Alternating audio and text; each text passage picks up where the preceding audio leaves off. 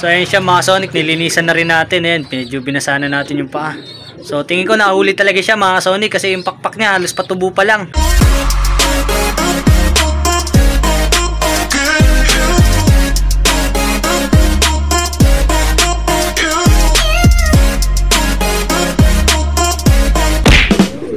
Good morning mga ka-Sonic. So welcome back dito sa ating channel, Sonic Loob Vlog.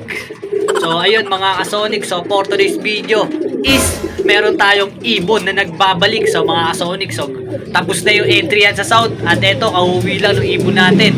So ito yung ibon natin na naka MacArthur. So hindi na natin siya nailaro ng MacArthur kasi ayan, kauwi niya lang galing. Ewan ko saan lupalop na napunta, manahuli na kung saan, napayat. So puro putik din yung paa, hindi natin alam kung nanirahan to kung saan. Ito mga Sonic, so papakita ko sa inyo yung ibon na kauwi lang sa atin. Ito, tara, let's go. So ayun mga ka-Sonic, so ito yung ibon natin. Ayan, so yung putik ng paa niya, hindi natin alam kung saan siya napadpad o saan siya napunta. Nawala to nung training. So ito bumalik sa atin after ilang months. So ang ano ko dito, nawala, nakalimutan ko saan eh.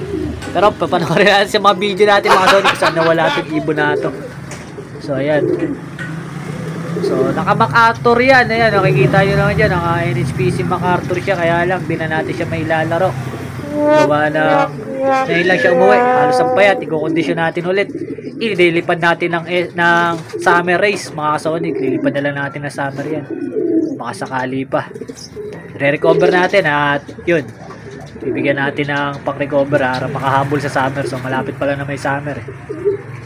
So ayan siya mga Sonic, awit siya na ibon. So pero nakauwi pa rin sa atin yung ibon natin. Ayan, malaking bagay pa rin yan. So ililipad natin, re-recover natin ng mabilisan. So hindi natin alam kung nahuli siya kasi yung pakpak niya parang maiksi, parang binunutan, tapos yun, ngayon lang tumubo. O kung hindi man, hindi natin alam kung saan ito napadpad mga Sonic. Pero yan, nakauwi pa rin naman sa atin. Laking bagay pa rin yan mga Sonic. So yun, sakto, magpapatukan na rin tayo ng ibon natin. Nung pag-akit natin yan, nakita natin siya. So bloodline na ito, yung full sim no second overall ni Mark Kevin, ang tatay na ito. Tapos pure alphos ang nanay. So yan, testing natin yan sa summer. Maganda na ilipad sa atin. So yun, papatuka muna tayo mga Sonic at bibigyan natin ito ng pang-recover agad para maka-recover. So mamaya ulit, peace. A few moments later. So ayun mga Sonic, so nagpakain na tayo ng ating mga ibon. So ayan yung mga breeders natin. So yung puti natin na yan, layout pa rin natin yan mga Sonic. Yan, yung Alphonse Cross Inbreed Capius. So ito na yung mga panlaban natin na YB, pang NDR. So mamaya tuturuan natin sila dito sa labas mga Sonic. Papracticein natin ulit sila doon sa ating viewing. So ito, naalala ko na kung saan siya nawala mga Sonic. Nawala to sa Sariaya, Quezon training. So hindi natin alam kung napadpad ko saan o nahuli lang. Pero ang payat niya mga Sonic, tingin ko baka. So ayun siya mga Sonic, nilinisan na rin natin. Ayan, medyo binasa na natin yung paa. So tingin ko nahuli talaga siya mga Sonic kasi yung pakpak niya halos patubo pa lang. Yung dalawang dulo kasi pinedering ko to noon eh. Malabo naman nga hindi pa tumubo, ilang buwan na nakalipas. So siguro binunutan. Tapos sinubukan turuan ng nakahuli. Pero malas niya, dapat di mo na tinuruan, brinade mo na lang. Ayan, so shoutout sa nakahuli sa kanya. Kung napapanood mo man to ang video na to, shoutout sa'yo, maraming salamat at pinakawalan mo. So ayan mga Sonic, yung ibon natin, nadali ni Boy Dagi to sigurado. Kasi nano yung pakpak eh. Chinek natin mabuti yung pakpak, halos patubo pa lang. So ayun mga Sonic, mamaya tuturuan natin yung mga YB natin dito sa trapdoor. So mamaya ulit, peace. 2 hours later. Iyon mga ka-Sonic, so ito, tuturuan na natin ulit sa trapdoor yung ating mga YB. So isa-isayin lang natin yan mga Sonic para hindi masyadong mabigla. Isa-isa lang ating palalabasin. So yun lang mga Sonic, ganyan lang tayo mag-training ng ating mga YB para masanay sila. Yan. So ilalagay mo sa landing board, bata pa lang, para kahit pumitik yan, matatandaan niya, ilalapagan niya, yung papasukan niya na dyan. So 80%, hindi ka maiiwas overfly ito mga Sonic. Kapag nag-overfly man yan, 80% makakauwi sa'yo. Ayan. So mas maganda kasi na-practice nila yung landing board para pagkadating na lumilipad na sila at nag-overplay sila kung saan dyan, matandaan nila yung landing board na yan, makakababa sila at makakapasok sila rito.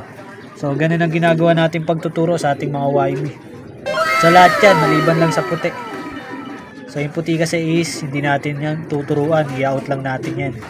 So lahat to is tuturuan natin itong mga YB natin. Yan, so tangalin tapat tayo nagtuturo, nagpapakawala ng YB para iwas pitik din, para hindi agad-agad sila roronda. So yan, time check 1:51. So ayun mga Sonic, ganyan lang ginagawa natin. Halos araw-araw yan, ulit-ulitin mo lang hanggang sa ma-practice nila yan. Pag na-practice na nila yan, ox na, hindi ka na mangangambang mawalan.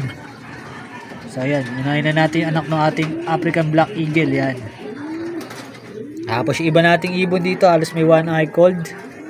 Pero bibigyan naman natin ng prevention para hindi na lumala.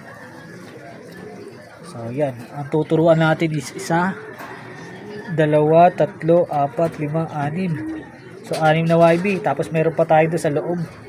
Ang nasa loob pa natin is 2 naka YB pa na NSPC at 2 OB.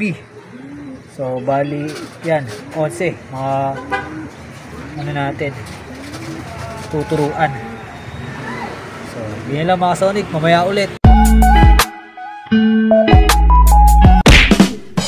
Yun mga ka-Sonic, so shoutout muna natin si Boss Garutay Zapata. So shoutout sa kanya at shoutout din natin si 4-in-1 Loop from Ilocos Norte mga Sonic. So shoutout sa inyo. Maraming salamat sa supportan tunay. At eto, tuturuan natin yung ating mga YB dito sa ating landing board at sa trapdoor natin para iwas overfly mga ka-Sonic. So tara, pakita ko sa inyo kung paano yung ginagawa ko. Let's go! Sana all. Iyon mga ka-Sonic, ayan. So tapos na tayo magpakain ng hapon.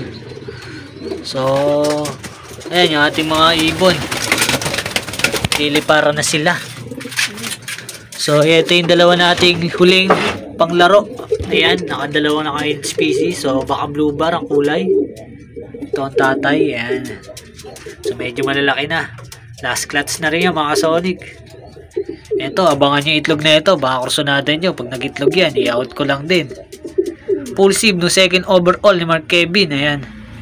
So ang full sieve niya kumakot ng 2 motor sa second overall sa overallan. Tapos first overall pan race 1 at first overall pan race 2. So 2 motor ang hinakot ng full sieve nito. Tapos yung anak niya is pulling winner din.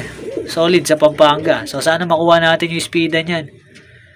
So mag-click lang yung pairing natin dito sa ating Battenberg. Ayan, Bandy Merwe. So sana maganda yung itong dalawang to. So nakapara siya naka-YB. So sa south breeding natin sila pa rin. Para north and south testing natin yung magiging YB nila. So sana maganda maging resulta. So ito yung ating pairing na hindi pa rin nag-iitlog. So makakatapusan pa ang ating dyan, mag-iitlog. Yan, tapos ito may-ari na under the table na ni Boss J Mab. So yung nag-acquire sa atin nung pure Jan Arden natin, siya rin nakukuha niya mga Sonic. So nakursunadahan niya yung ating pure imbrek. So yan, so sa kanya na yan, shoutout sa kanya. Sana maganda ilabas na ito sa kanya. Ito yung ating Peter Bandy Merwe. So yun, yung kaparis na ito na Jan Arden ang nakakware sa atin ni Boss J Mab. Ayan. So ito, malapit na rin natin iwala ito mga Sonic. Yung 2 YB na nandito. So ito is kay Boss Roger. At yung isa is panglaro natin, ibon ng tropa yan. So yung 2 may itlog na yun mga Sonic. So kung mga gusto magkaroon dyan ng pangsimula, ito pagkakataon niya ito, itlog ng ating Pure Alphonse at Inbreed Florizone. Kakataon niya yun mga Sonic. PM nyo agad ako, baka i-PM pa ng iba. So ito, yung pula natin nandito na mga Sonic. Ito, naling ito nung umuwi nung first training niya. Unang karga niya sa truck. So ikakarga natin yan ulit mamaya. At ito yung Alphonse natin. So na under the table na rin to ni Boss J Mab. Ayan, so 2 barako ang inakware niya sa atin. Pares natin foundation mga Sonic. So yun, i-out na natin yung iba natin foundation kasi magpo-focus tayo sa ano natin, konti lang para magamit talaga natin yung mga ibon. Kasi pag masyado rin marami, hirap din ilaro lahat kasi di mo rin mailalaro lahat kapag dinamihan mo. Alam mo naman yung budget natin, saktuhan lang, kaya magbabawas tayo ng breeder natin. Pero yung imbrek natin, papalitan lang natin yung mga Sonic. Kuha lang tayo ng iba pang imbrek para may pares dito sa ating imbrek. So ayan yung update dito sa ating mga Barata birds. So ito yung ating mga hen. So ayan.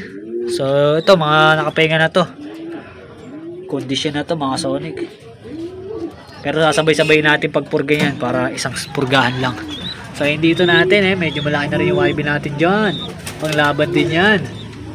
So ito yan sa ibon na tropa. Hintayin na lang natin ulit mag-itog yan na second clutch. So yun mga Sonic.